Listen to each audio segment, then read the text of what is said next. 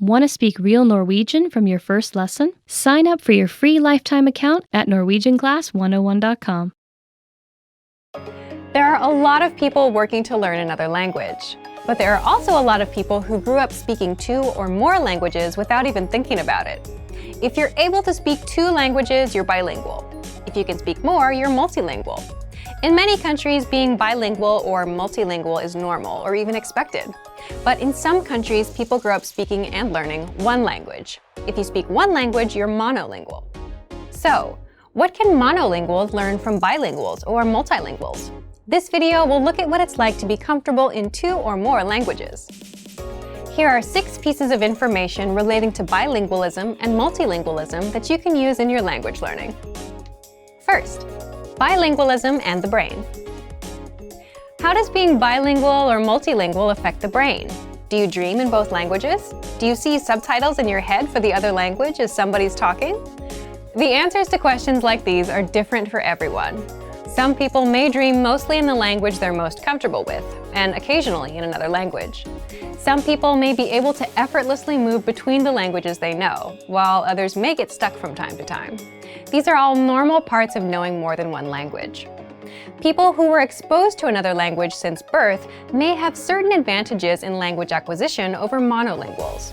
They may already be familiar with certain sounds and sound combinations that monolinguals are not familiar with.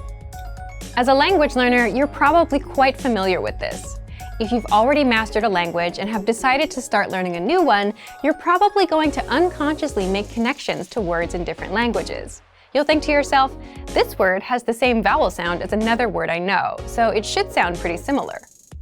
When it comes to studying things like new vocabulary words and grammar, however, monolinguals, bilinguals, and multilinguals all need to spend time learning and memorizing.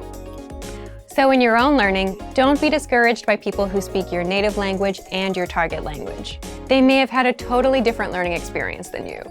Consider your language studies, not language abilities. Second, language mistakes and confusion. You may be wondering if bilinguals ever confuse languages in their heads. Generally, people who are fluent in multiple languages can separate the languages mentally. However, there are situations where people momentarily forget words, even in our native languages, or we think of a word in one language but not in another. In some cases, we might even want to use a word that exists in one language but not in the other. An interesting concept from academic literature on this topic is perfect bilingualism. It's the idea that someone can speak 2 languages perfectly at an equally high level. Many people assume that someone who grew up speaking 2 languages would be able to use both of them perfectly and sound flawless, but this is generally not true. Bilingual people are often more comfortable talking about certain topics in specific languages. There are also situations where bilingual people may pronounce words with a slightly different accent than monolingual people.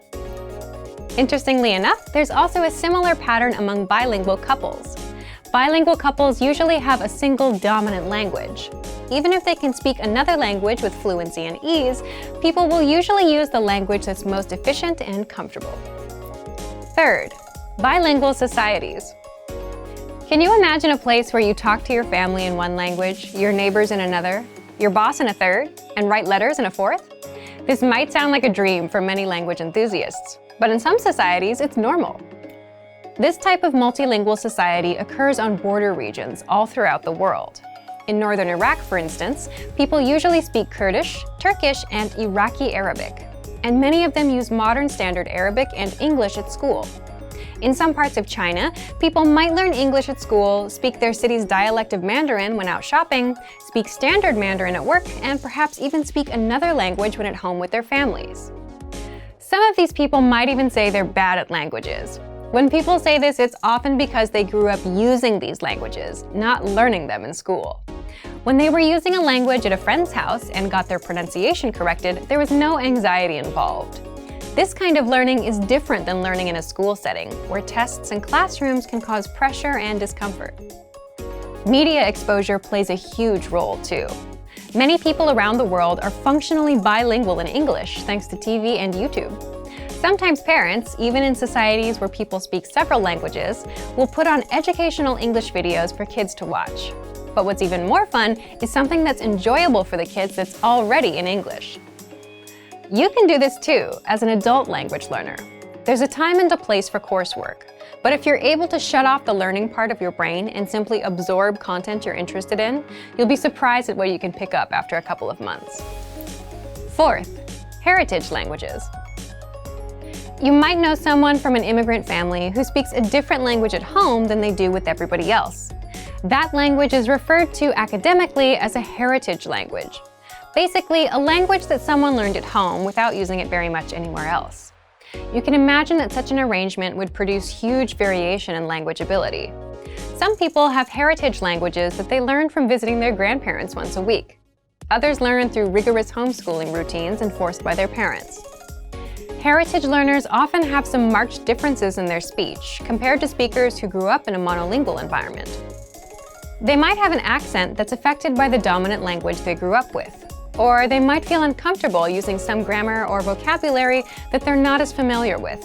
But on the other hand, they might be able to smoothly use things like tone, grammatical gender, and other aspects of language that are extremely difficult for learners to master. Their listening comprehension is also likely good. Another big difference is in reading and writing. You probably don't remember, but reading and writing took time to learn. It may be difficult to motivate yourself or a child to learn to read or write in a new language, especially if that language has a different and complicated script. We may be tempted to rely on the reading and writing skills we already have instead of learning something new.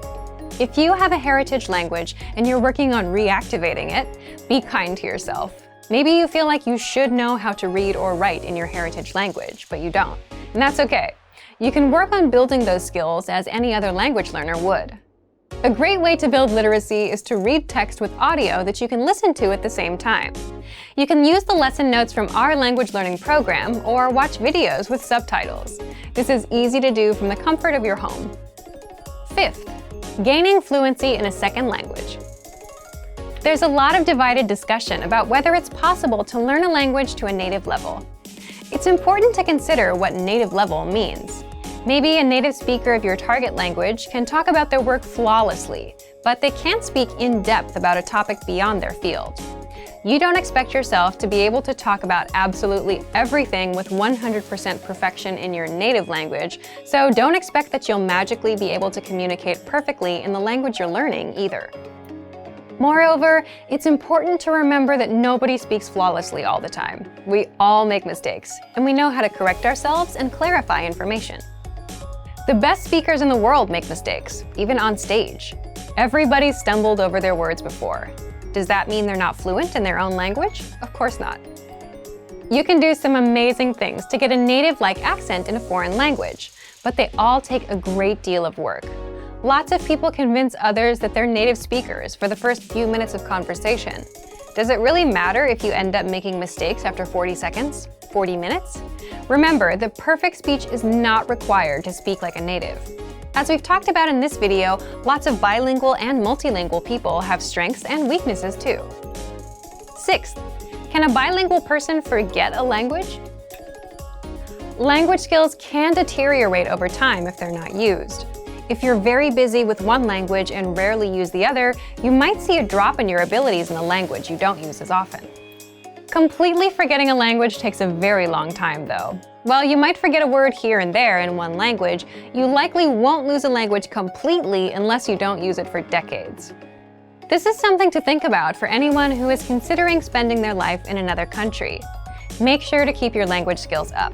Otherwise, as time goes on, things may be harder and harder to remember. Being bilingual or multilingual is pretty interesting. A lot of language learners compare themselves to bilinguals or multilinguals. Remember that bilingual and multilingual people put in work too, when they were kids. So don't feel discouraged if it seems like your own learning is slow. It simply takes time, and that's true for everyone. For even more tips and information related to language learning, check out our complete language learning program. Sign up for your free lifetime account by clicking on the link in the description. Get tons of resources to have you speaking in your target language. And if you enjoyed these tips, hit the like button, share the video with anyone who's trying to learn a new language, and subscribe to our channel. We release new videos every week. I'll see you next time. Bye! Want to speed up your language learning? Take your very first lesson with us. You'll start speaking in minutes and master real conversations. Sign up for your free lifetime account. just click the link in the description.